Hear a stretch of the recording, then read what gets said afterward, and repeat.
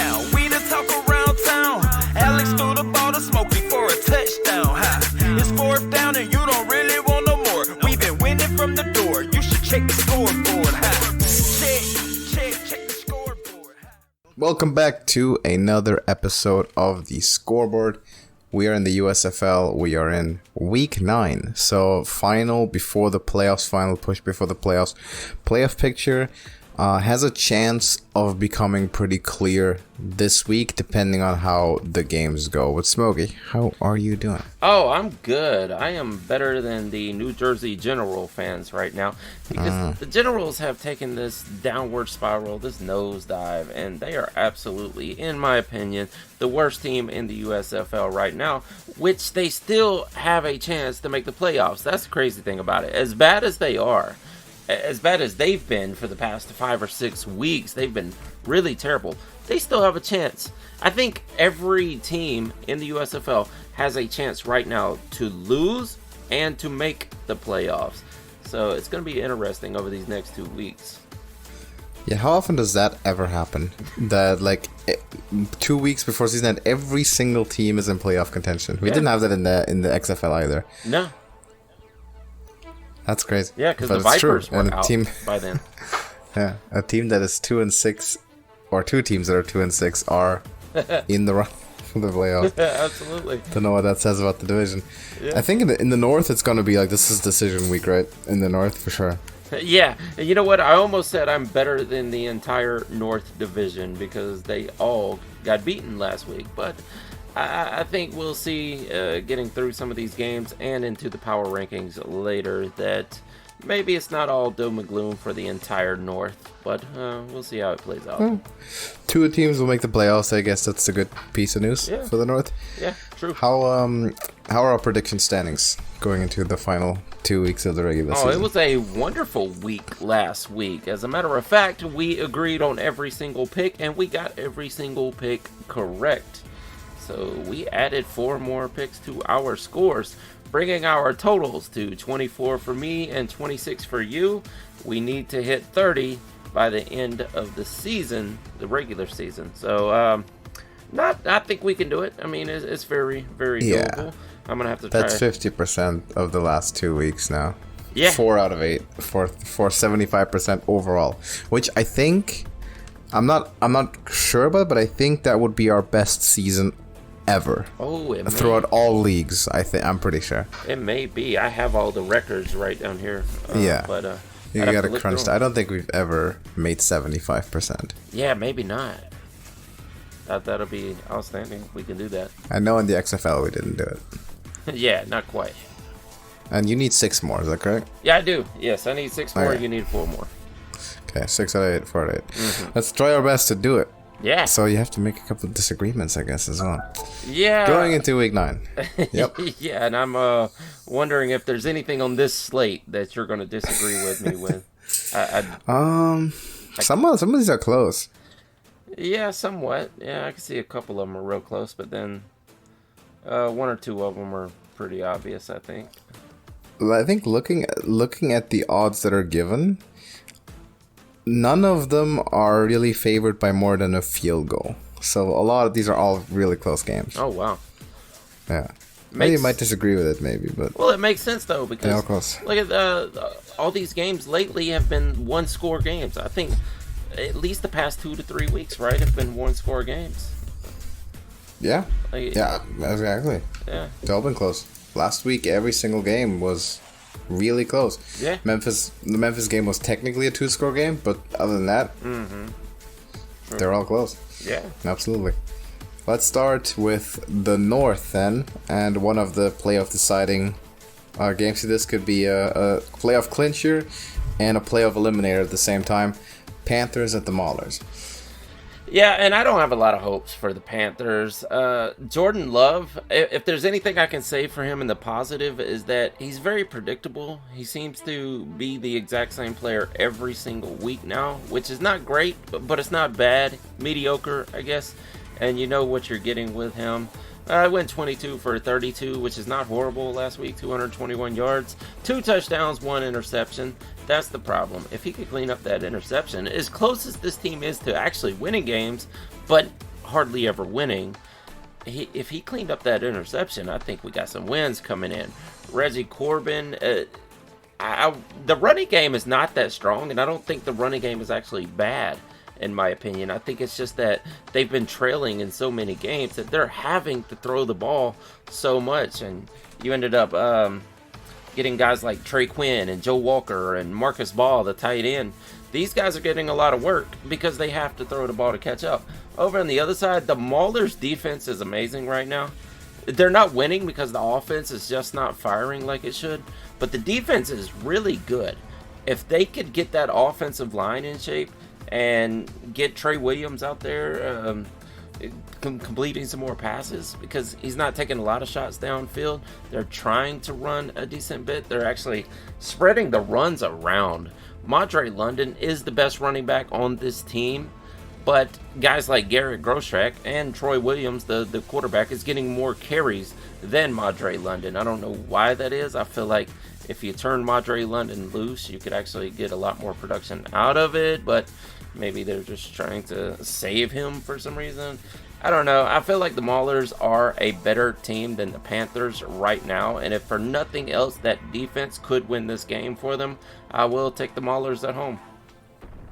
I have one question that I've been asking myself, and I wanna ask you that. So for all these teams that we talk about now that the season is largely done, or majority of the regular season's over, and we've seen each team play 8 games, we kind of know the identity of every team. Mm-hmm. We kind of know what every team's good at, what they do, what they want to do, what they try to do. What is the Maulers' identity after 8 games? Defense. I mean, that's the only thing they really got going for them. They do hit the unders on every single game, it seems, only because they can stop the other team from scoring, but they can't score themselves like they need to. I mean, and once again, you had Mason Stoke, the fullback, as one of the top receivers. It doesn't really make much sense, right? I don't know. I don't know that they have an offensive identity at this point, and just defense is the only thing they got going for them. Defense is right, but offensively, I mean, it's not like they're an outstanding defense. They're shutting people down, and they're dominating the league, or not by no means a top defense. So, and offensively, it just seems like it felt like there was something brewing there after 3-4 weeks. With we might have a superstar quarterback or a standout quarterback, but it just fizzled out. It never turned into anything. Mm-hmm. You don't really have this robust established running game that works, like some teams do. I don't know. It just feels like there's nothing to say there really. They've never really turned out to have an identity to me, and that's difficult for me. The Panthers, on the other hand, to me, there's more life in the team, if that makes sense. Of course, they just lost the game, but maybe it's because the offense is designed more watchably, more pass heavy, and you have quarterbacks like Carson Strong, Josh Love, not Jordan Love. Yeah, I even wrote down Jordan Love this week. It's so easy to misspeak. Yeah. Like Josh Love and Carson Strong when he comes in, who actually throw the ball down the field to make exciting plays. There's an identity there. It feels like the team has a motto, or has an idea, has a real plan. I just haven't gotten that sense of the Maulers, and that's from week 1. That very first game they played against the Breakers, which was just terrible. I've never gotten behind this team. We have the change of colors and everything, but I just don't get it. I don't see any excitement. I don't see any novelty, any innovation. The team doesn't make sense to me. So I'm going to take the Panthers. I'm going to disagree with you. I say the Panthers not necessarily clinch the playoffs, but they knocked the Maulers out of the playoffs for good, because 2-7 they're done. And if the cards fall right, the Panthers can clinch the playoffs as well, depending on how the other game in the North goes. But there you already have your first disagreement. So maybe you can make up a point with that one. Yeah. Moving to the South, and a very competitive South. Every game is key to the playoff positioning, but this is probably the most important one. Breakers at the Showboats.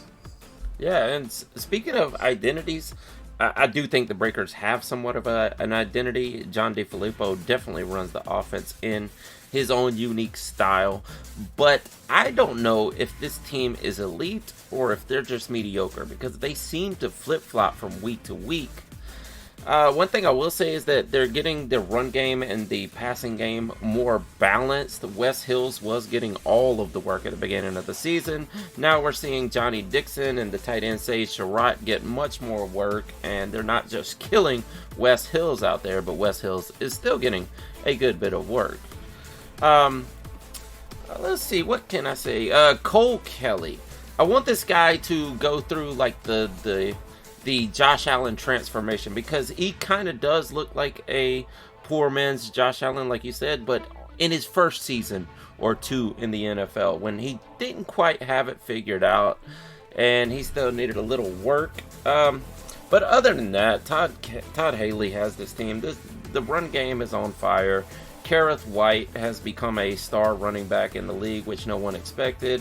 And then your tight ends, J.J. Wilson and Daniel Helm, are both out there looking great, along with Vinny Papale. I really like Vinny Papale. He's doing really well this year. All these guys have kind of came out of nowhere, and they're standouts at this point. But this is tough because, like I said, I don't know if the Breakers are elite or if they're just mediocre. And it seems to bounce back and forth. But I think I'll go with the momentum, because it's been quite some time since the Showboats have lost a game. And I'm going to say they continue their winning ways. I will take the Showboats at home. This is a tough pick. And with what's something that's paradoxical to me about the Breakers is you look at them and, okay, they're a running team, and like Wes Hills by far leads the league in rushing attempts. But then they're also a passing team, because Bethel-Thompson leads the league in passing attempts. Mm-hmm. Like, do they just snap the ball like 30% more than the other team? True, yeah. Well, Wes Hills is also getting a lot of passing work, also. That's true, yeah. But they lead the league in rush attempts and pass attempts. Mm-hmm. Also rush yards and pass yards. So I don't know. Maybe they just like make a lot of small plays and they just have more snaps per drive or something. I don't know. It's interesting. Given that, though, you would assume that they are a better team than their record says, but their record's been kind of, well, they started 4-0, if you remember, and then they kind of broke in, and they just now stopped the bleeding, edging out their win over the Panthers. So it's very difficult to pick them, even though we've seen what they can do, how dominant they can be. They beat the Stallions, remember, earlier on in the season, and they looked sincerely like the best team in the league. And now with the Showboats on the rise, suddenly, are the 4-0 Breakers the last undefeated team on the outside looking in when it comes to the playoff picture? I think it's a very real possibility. A lot of people probably predict it. I'm going to go against the grain here. I don't know why I feel standoffish today, but I have the Breakers in this one. I'm going to take the Breakers. I think the loop closes. I think at the end of the day, they will get it done. I think Bethel-Thompson will get it done. He's a veteran quarterback. He's as much of a veteran quarterback as you're going to find in this league, by far. It's going to be a close one, for sure, because as you mentioned, the Showboats are high flying. And remember, like, they haven't lost the game since, April or something? Yeah. So it's going to be difficult, and I know I've been sitting here advocating for the Josh Allen light of the USFL and the Memphis Showboats, even though he didn't have a very good game at all. Mm-mm. He certainly was not the reason they won that game. But they did get it done against the Generals in mediocre, not so impressive fashion. I think the Breakers get this one done against all expectations. Showboats are favored in this one by 1 point, so it's relatively close. I think a lot of people would like to see a bigger spread here. Given recent history, they'd like to see a bigger spread. And the Breakers come back here. Breakers come back and get it done. And even though a few weeks ago I said probably it's going to be the Showboats in the playoffs, I kind of changed my mind on that based on nothing but intuition. This is just the kind of game that the Breakers come back and somehow win. And the established start of season team gets it done, takes the advantage into week 10. That's what I'm gonna pick. I don't know if I just want to disagree with you, but I've been thinking about this game kind of all day. Yeah. And it seems like, yeah, I have the Breakers. I think they get it done. More experience. Stallions at the Gamblers. Before we move on, now I'm wondering if you want the Breakers to win, because maybe that's an easier route for the Stallions than going through. I don't care. We beat everybody. If anything, I want the Showboats to win, because if I'm, again, I brought this up last week, but if I scroll up a little bit here and look at the history of this year, the Stallions lost to the Breakers one time, and then they played the Showboats, and they beat them 42-2. Yeah. Worst blowout of the season so far. I'm not afraid of either team. I have to say, I have the MVP on my team, on the clearly best team in the league. Doesn't matter who it is. Stallions should be favored and win the South. So I don't know. I don't prefer either, or I don't. Well, one more thing about the Breakers here. I was looking this up while you were talking about it. Is how are they pulling off these stats when you really don't think the team's not scoring to match those stats? But I looked at this, and this is the game against the Panthers. Time of possession 33-26 and a half, and 33.5. Total drives, the Breakers only had 10 total drives to the Panthers 11. But here's where it starts to split off. Total plays, 51 for the Panthers, 64 for the Breakers. Total yards, 242 to 357. Yards per play, 4.7 to 5.6. Touchdowns, they were what they were. Red zone attempts, 2 for the Panthers, 4 for the Breakers. Total yards, 191 for the Panthers, 314 for the Breakers. This should not have been a 4-point game right here. This should have been closer to a blowout. I mean, I don't even see where the difference is coming in, because they have the red zone touchdowns. They have the red zone attempts. I don't know. I'd have to go back and analyze that game to see where exactly they're losing points here. Rushing, they were weaker in the rushing. Wow, that's crazy. Total rushing yards, 51 for the Panthers, 43 for the Breakers, on 15 attempts for the Panthers, and 28 for the Breakers. So they're taking a lot more rushing attempts than, but they're just taking a lot of attempts. So. Yeah, shouldn't have been that close though. No way it should have been that close. But we can move on. That's now. A fair point. That's a fair point. Stallions and the Gamblers. Yeah, Stallions. Here's the MVP, Alex McGough. There he is. That's right. That is the MVP. And I will say one of the top 3 running backs in the league. And top 5 at worst. I got to say top 3, though. CJ Marable really filled in well this year for Bo Scarborough, which at this point, it doesn't look like we're going to see him again this year. I don't know what's going on. But the number 1 tight end in the league, Jay Sternberger. Actually, all 3 of them were out there putting up production. Moss and LaMichael Petaway. Thaddeus Moss and LaMichael Petaway. Like, this tight end group is probably the best trio absolutely in the league. I mean, some of these teams don't even have more than 1 tight end. So, no doubt about it. This is the best offensive unit in the USFL. On the other side, the Gamblers, I don't like that we're still going with Kenji Bahar. And Montel Kozart came in for 1 play, and I was expecting Terry Wilson, right? I'm like, what is going on backstage here? Where's Terry Wilson? Why is he on the inactive roster at this point when he was clearly, statistically, your best quarterback of the entire season? Like, no one put up the numbers he did. I don't get it.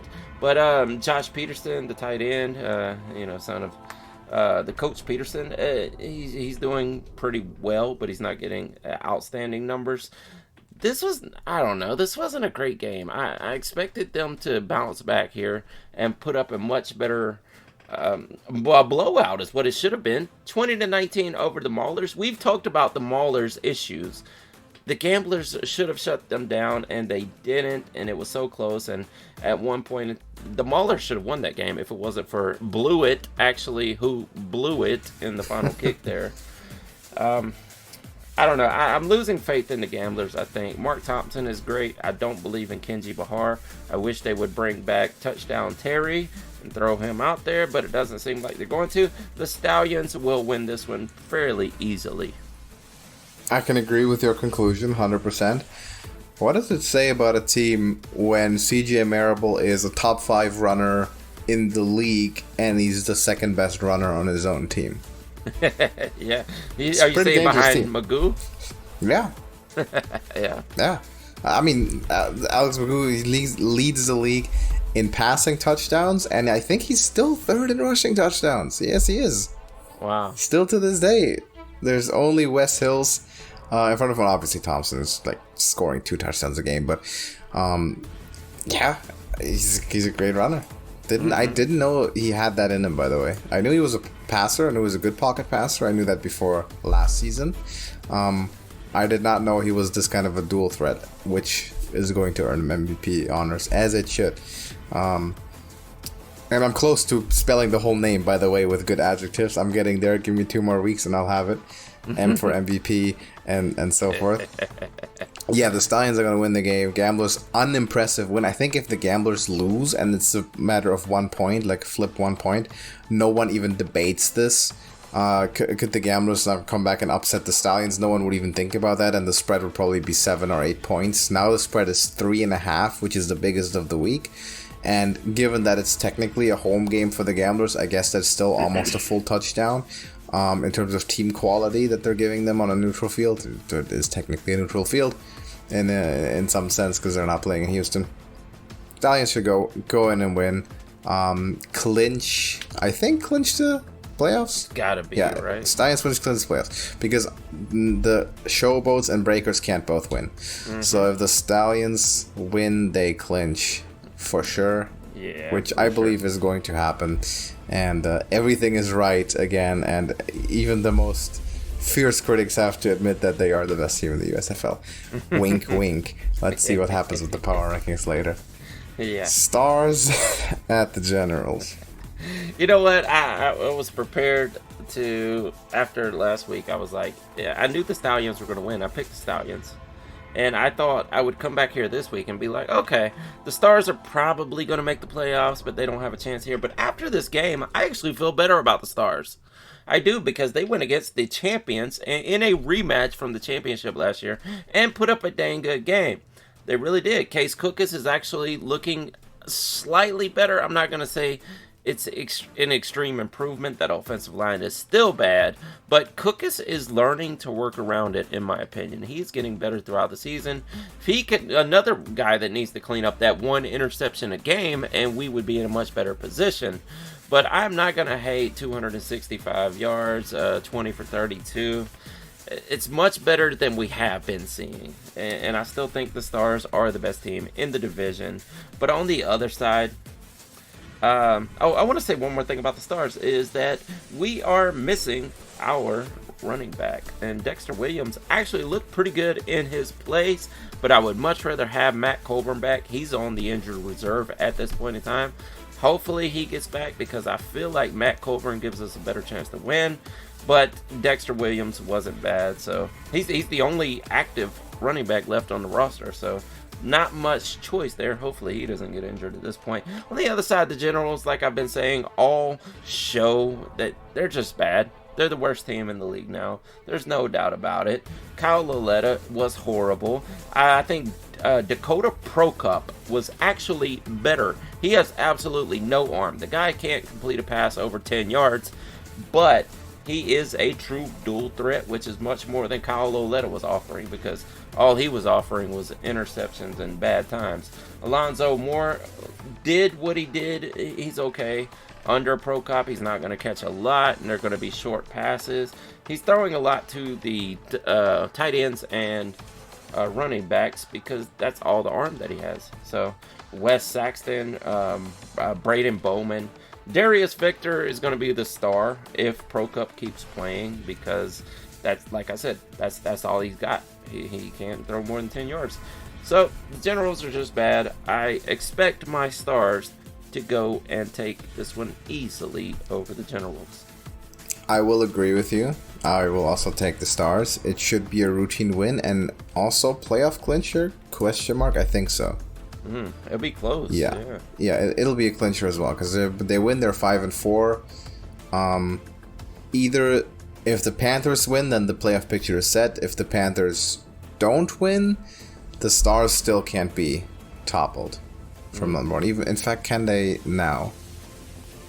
Or have they already clinched now? Because even second place is enough. If they win, they're in for sure. If they lose, it might, and then lose next week, and some other things happen, it might be. But the division's so bad. I think the Stars are probably very safe to make the playoffs, and probably as much as we didn't expect it after their midseason collapse, the favorites to win the North and go back and repeat.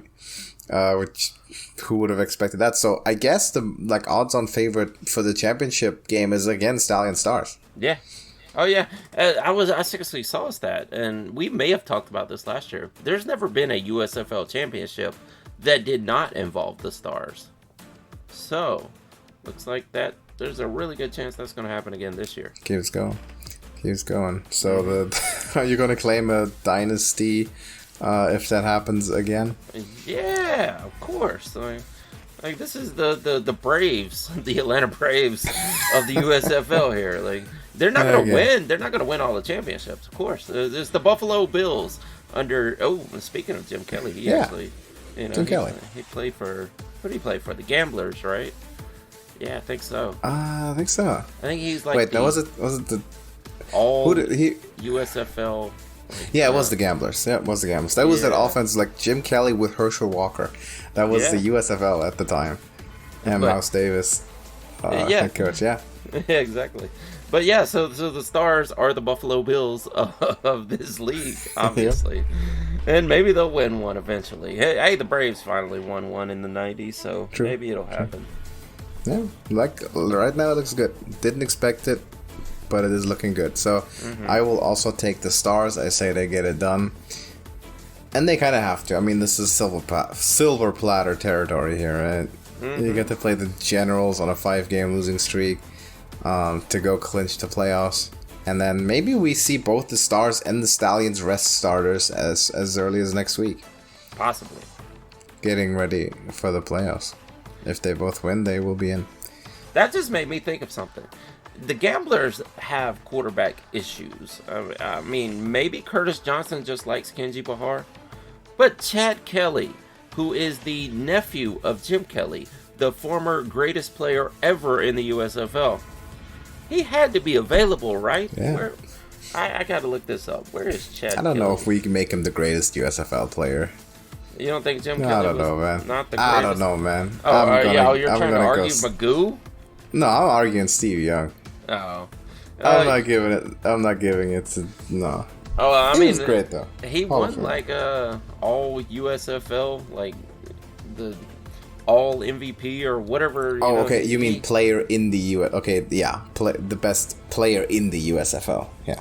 Yeah, but what were you? I was thinking, like, the best player who was in the USFL at some point. But, like, if we compared the full career, like, if you looked at NFL career, right? Yeah. Yeah, exactly. I'll take Steve Young. I'd probably also take Reggie White. Yeah. Oh, okay. So Chad Kelly's playing for the Argonauts right now. Oh, in Canada. I feel like they missed the boat, not trying to get him on the Would have been perfect. Yeah. Perfect fit, actually. Yeah. Would have been great. Yeah, definitely. Maybe next year. It looks possibly. Like there might be a quarterback vacancy for the Gamblers because Thornton last year was, I think, the bright spot of the team that wasn't very good. Yep. And now it looks like the team has potential, but the quarterback piece is kind of missing. Absolutely.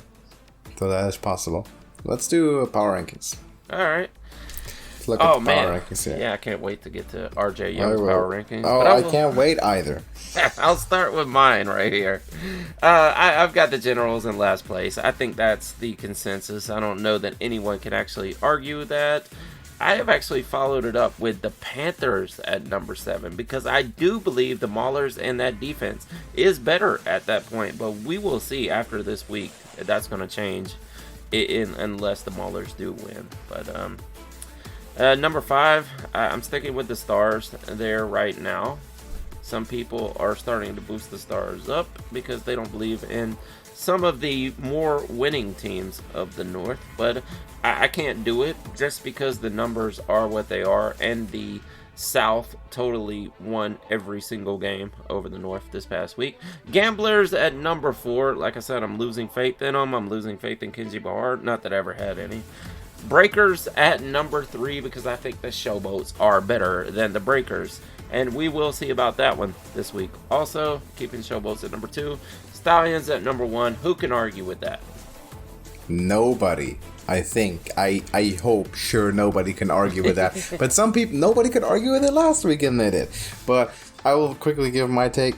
Very, very closely to what you said. I just make that one small adjustment. I'm not putting the Panthers at 7. Cause they're currently like positioned to make the playoffs. They're more exciting than the Maulers. They're better than the Maulers. So switch them around. Generals 8, Maulers 7, and the Panthers at 6. Now, interestingly enough, I'm keeping the Boats at number 2, even though I predict them to lose to New Orleans. So right now, I'm not changing it because right now I can only go off what I've seen last week and the last few weeks. But I'm going Boats number 2. Going to change next week. Obviously, the undisputed number 1. They don't have to mention it, so obvious. The Stallions are number 1. They've been number 1 for quite a few weeks in a row. At this point, basically since the Breakers lost their first game, Stallions have been number 1, and I am sure no one could disagree with that. Yeah. Well, I had the Gamblers at number 1 when I thought they were going to go with Touchdown Terry, but now they've absolutely fallen off here. Alright, let me tell you what RJ Young has to say about it this week. He's going with the consensus. The Generals at number 8, the Maulers at number 7. Starting to look like your list. Number 6 would be the Panthers. Number 5, here's the deviation. He has the Breakers at number 5. Which, I'm a Stars fan, and I still can't quite agree with that. Maybe in a week or two I will. But he has the Stars at number 4. The Gamblers come in at number 3. Now, here's the kicker. Number 2. Number 2 happens to be the Birmingham Stallions. And the Boats are at number 1 this week. Again. I mean, what can you do? What can you do? What are they supposed to do? What does he want them to do? I don't know. Let's see. Are the Boats and the Stallions playing next week, or they're playing? Yeah, that's a rematch. We're gonna find out. Yeah, absolutely. I feel like they both win this week. I know you think the Breakers are gonna win, but I feel like the Boats and the Stallions are headed for like one of those back-to-back weeks. You know, like we saw with the Roughnecks and the Renegades. They both win this week. I think they both make the playoffs. Yeah, it's got to be. They both make it. Yeah. Should both be in. I don't know what happens if the Stallions win next week and the Breakers win next week. The Showboats and the Breakers could be even again. Yeah. I don't know what I don't want to talk about tiebreakers in these spring leagues anymore, without knowing for sure what's going on. The bad experience with the XFL there. What do the Stallions have to do to be put ahead of the Showboats? Should they have beaten them 52-2? Would that be enough? 62? How many points? I think he just has faith in that ground and pound game that Todd Haley has put together. I think he's just a hater. I think he just doesn't like the Stallions for whatever reason. I don't know. I'm trying to figure out why. Why would he hate the Stallions? Because they're dynastic and they win. Like, people hate teams that win. Yeah. Why does anyone hate the Warriors? Like, there's no reason to hate them. They're great, and they're all very extremely likable people and stories. And Steve Kerr is the most likable coach in the NBA. Yeah. I don't know. They hate him because they win. I'm going through, looking at the players, like the prominent players. Are there any players that happen to be on a team that he didn't like? On the Stallions? I can't imagine. I can't imagine. Like, what do you say? Do you say he's a Cowboys fan? Yeah, Cowboys and Oklahoma. Oklahoma, Sooners. of course. Yeah. The whole. I mean, I don't trust him to make very good decisions with like in terms of football team taste with that profile. I have to admit. I don't know. Who do you hate on the Stallions? Or do you like anyone on the showboats? I don't know. Yeah, that's what I'm wondering also. Like, I don't see any, like if they had an Oklahoma quarterback or something like that, I'd be like, oh, that's why. That's obviously it. But I don't know. Like, he was a huge Baker Mayfield fan. Huge Baker and Kyler Murray, of course. But, of course. Like, he loved Baker Mayfield so much that he actually became a fan of the Cleveland Browns, which was actually coached by Todd Haley. So that's the only 7 degrees of Kevin Bacon that I could think of right offhand. But then he would probably feel like that he's like mad at Todd Haley for ruining Baker's career because he didn't become an MVP of the league, which he clearly should have been, in his opinion, probably. You would think. And now Todd Haley's relegated to the USFL. I don't get it. It doesn't make sense. They beat him 42-2. Uh-huh. That is crazy, though. Todd Haley's relegated to the USFL, while Todd Monken has played himself back into the NFL and probably will be a head coach within the next 2 or 3 seasons. But Todd Haley, I mean, if he wins this, maybe he can play himself back in. Like, maybe. Very possible. Big name. I mean, big names usually get oftentimes get second chances or more chances. Yeah, definitely. That's true. Maybe not as a head coach right away, but when does there's going to be something. Skip Holtz or John DeFilippo go back? Because those are big names. It's a good question. Yeah. I hope for Skip Holtz, I'm hoping like it's just going to be this Nick Saban situation where he's just better off being in the USFL and just become like a legend there. Like, why bother with the NFL? Well, it doesn't quite work like that compared to college. Well, Nick Saban absolutely failed in the NFL, though. Yeah. Didn't work out that well, but didn't work out to be the greatest college coach of all time. So it worked out for him. Exactly. Let's hope the same happens for the Stallions. Yeah. Wouldn't mind it. Because Alabama doesn't have an NFL team, so need more pro sports, and the Stallions are doing it. Yeah, I don't know what to say. Like, I have no comments on this blasphemy, this nonsense. Stallions at number 2. I guess we'll have to see. We'll have to wait for week 10 when they play the boats again and probably win. And what does he say then? Like, he just, I mean, I don't get it. Maybe even this week because the boats are going to lose to the Breakers. So then he can't put him above that one anymore. I doubt it, but I can tell you if they both win.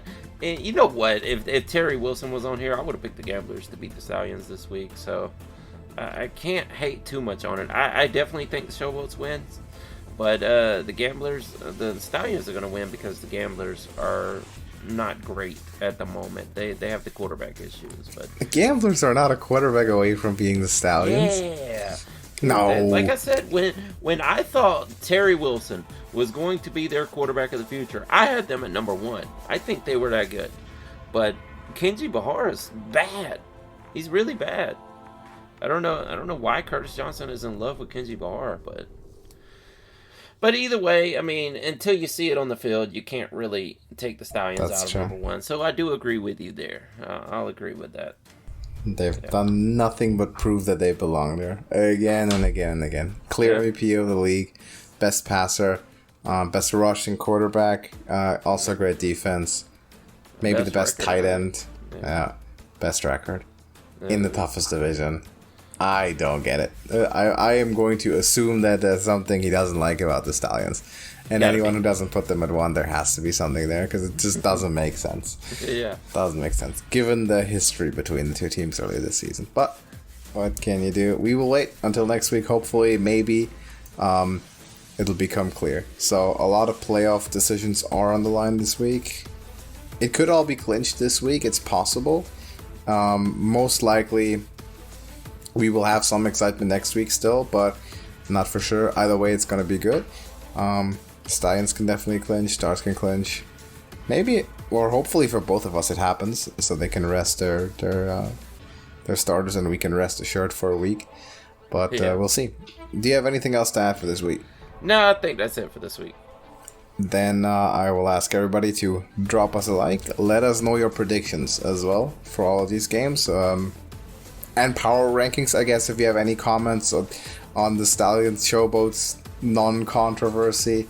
I don't know why it exists. Do you disagree with our power rankings, or how do you rank the teams? One thing I was also curious about is the breakers at 5. If anything, I put the gamblers at 5. If you want to have the stars at 4, right now I put the gamblers at 5 because I would pick the breakers over the gamblers if they played this week. Yeah, absolutely. So, but let us know what you think about it, and we'll see you in the next one. Deuces.